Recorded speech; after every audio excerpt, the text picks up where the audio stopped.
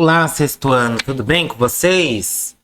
Vou fazer um breve resumo aqui da nossa matéria do trimestre, que é a litosfera, tá?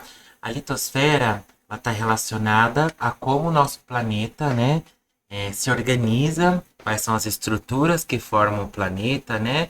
Quais são as camadas dessa litosfera, quais são os processos endógenos e exógenos que transformam aí nosso relevo. Então, a gente vai identificar as partes que compõem toda essa estrutura interna da Terra. Vamos também compreender como é a dinâmica interna e externa e como tudo isso modela o nosso relevo terrestre. Formação de continentes, formação de ilhas, montanhas, depressões e planícies. Conhecer as teorias que comprovam a movimentação das placas tectônicas, como a teoria da deriva continental. Então, como que é nosso planeta por dentro, né? Nosso planeta ele gera um movimento de rotação, né, que é o movimento que a Terra faz em torno dela mesma. Esse movimento ele dura em cerca de 24 horas e nós conseguimos comprovar este movimento pelo dia e pela noite, né?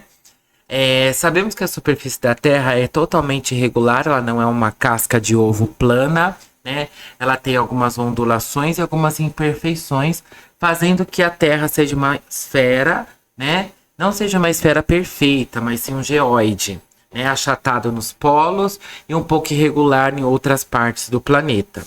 Então, aqui nessa parte nós temos nosso planeta Terra, né? Conforme a gente vê do espaço. Como que seria a estrutura interna do planeta? Ele é dividido em três partes bem importantes, né? Começando aí do núcleo, a partezinha aqui amarela do centro. Nós temos também o manto, né? O manto ele é dividido em algumas camadas e temos a crosta terrestre, onde está ali a camada mais superficial da Terra.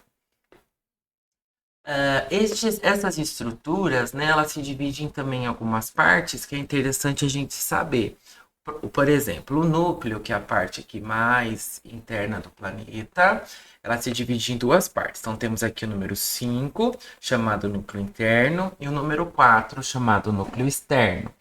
O núcleo interno do planeta, ele tem uma espessura mais ou menos de 1.300 quilômetros, e a sua temperatura ela pode variar de 800 graus Celsius até 6.000 graus Celsius. Então, tem uma temperatura bem elevada, né, muito parecida com a temperatura de superfície do Sol. O núcleo externo, que é o número 4, tá? Ele tem uma composição mais fluida, ele é mais líquido, tem uma espessura aí de 2.200 quilômetros e uma temperatura média de 3.000 graus. Logo mais acima, no número 3, né, nós temos o manto terrestre, tá? É a camada localizada entre a crosta, tá? E o núcleo. Ele fica na parte intermediária aqui, formado por uma substância, né, chamada magma. Então, aqui no número 3, nós temos no manto inferior, tá? E aqui na parte 2, nós temos o manto superior.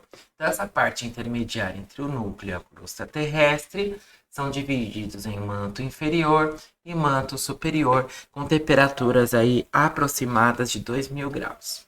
E na parte mais externa do planeta, onde nós convivemos, né, onde está a superfície, está aí a crosta terrestre ou a própria litosfera, né, que é essa camada, né, de rochas que envolve a Terra, tendo aí uma espessura de 40 quilômetros, com a temperatura de 800 até 1.000 graus Celsius. As camadas da Terra, né, nós temos aqui alguns exercícios que a gente pode fazer, por exemplo, né, a camada mais externa da Terra, ela não pega somente os continentes, ela também pega o fundo do oceano, e quando a gente né, estuda o fundo do oceano, a gente chama ela de crosta oceânica. Então, temos a crosta oceânica, que é aquela parte do fundo do mar, e temos a crosta continental, que é onde estão localizados os continentes, onde nós estamos agora, né? Então tá bom. Depois a gente vai fazer um pouquinho melhor esse exercício. Eu posso dar na prova, por exemplo, as estruturas do planeta e mandar vocês identificar. Por exemplo, aqui, ó. A letra A seria o quê? O núcleo interno. A letra B, o núcleo externo. A letra C pode ser o manto inferior. A letra D, o manto superior.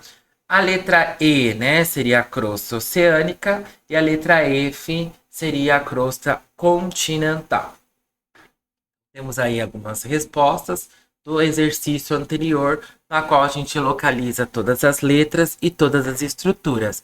Se vocês puderem dar um pause nessa parte do vídeo, vocês vão aí identificar todas as estruturas. A litosfera e o relevo terrestre. Você sabe que aqui no planeta nós temos altas montanhas, né? Como, por exemplo, aí na imagem número 6, aqui embaixo, aparece aí o Himalaia, que é uma montanha aí de mais ou menos 6 a 7 mil metros de altura, né?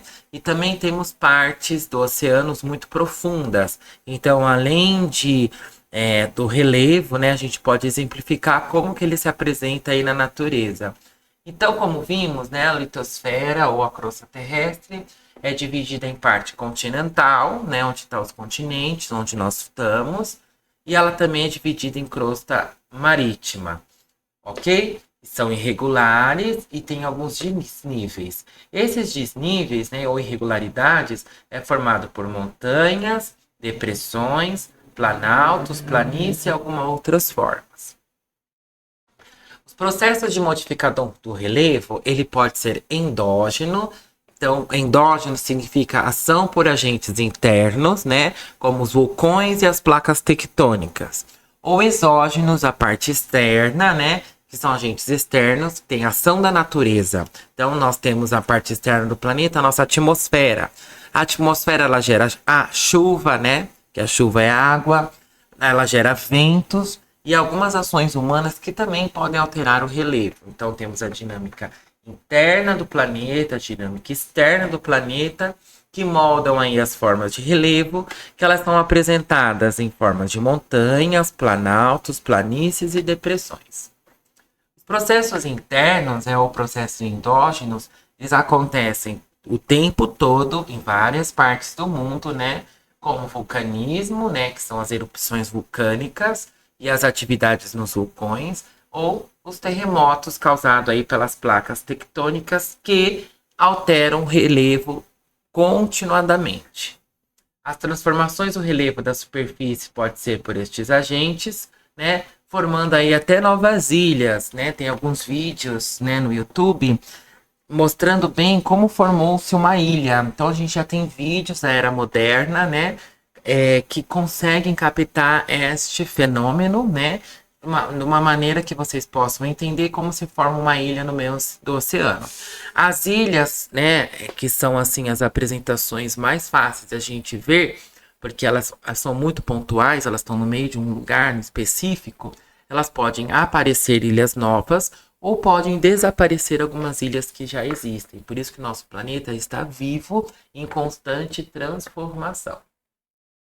Os processos exógenos, né, elas podem acontecer tanto por ação da natureza, como eu já disse, a água do mar, por exemplo, a onda do mar pode alterar as rochas litorâneas, aí causando aparecimento de alguns paredões, alterando aquelas rochas oceânicas, ou a ação antrópica, que é a ação do homem, né? Tudo que eu falo antrópica é causado por nós, seres humanos, que a gente também altera o relevo, né, quase que diariamente para fazer túneis, pontes, prédios, construções, estradas. E nós precisamos, às vezes, alterar o relevo para que seja possível a construção de uma rodovia. Quando vocês, por exemplo, vão até a praia de São Paulo, até o litoral, vocês passam por alguns túneis, né? E esses túneis, eles transpassam algumas montanhas. Então, para que seja possível, né, a viagem de São Paulo até o litoral, é necessário a gente alterar algumas montanhas para fazer túneis. Tudo bem? E os principais ações, né, dos processos da dinâmica externa são abordados ainda no bimestre, que a gente vai falar de intemperismo, sedimentação e erosão. Então, são assuntos que a gente vai falar mais para frente. Temos também a dança dos continentes, né? Os continentes, eles não estão parados no planeta, porque a gente tem uma teoria chamada teoria da deriva continental.